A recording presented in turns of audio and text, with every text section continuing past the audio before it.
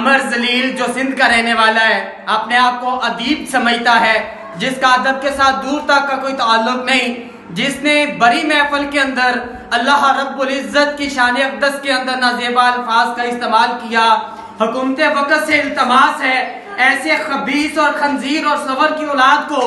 جلد سے جلد گرفتار کیا جائے۔ اگر آپ گرفتار نہیں کرتے تو ہمارے سیکیورٹی انسٹیٹیوٹ، ہماری حکومت یعنی عوام کے اندر خانہ جنگی کا ماحول پیدا کرنا چاہتی ہے۔ میں سیکیورٹی انسٹیٹیوٹ سے اور حکومت وقت سے التماس کرتا ہوں، خدا را اس ذلیل انسان کو، اس غلیظ انسان کو جلد سے جلد گرفتار کیا جائے، وگرنہ نیشنل یوتھ پاکستان کے نوجوان، مسلمان اور اس ملک کے نوجوان قانون ہاتھ میں لینے پہ مجبور ہوں گے، وگرنہ اس ملک کے اندر ممتاز قادری جنم لیں گے، وگرنہ اس ملک کے اندر عامر چیمہ اور غازی المدین شہید جیسے نوجوان جنم لیں گے، پھر آپ ان کو پھانسیاں دیتے ہیں۔ خدا را اب اس عمل کو رکنا چاہیے کہ عاشقان رسول کو، اللہ رب العزت کی نموز پر پہرا دینے والوں کو آپ گرفتار کرتے ہیں، آپ ان کو پھانسیاں دیتے ہیں، آپ ان کے اوپر پتھراؤ کرتے ہیں، لیکن آپ گستاخان رسول کو، اللہ رب العزت کی شان میں گستاخی کرنے والوں کو گرفتار نہیں کرتے، ان کو سزائیں نہیں دیتے۔ اگر سندھ کے اس حرام زادے کو،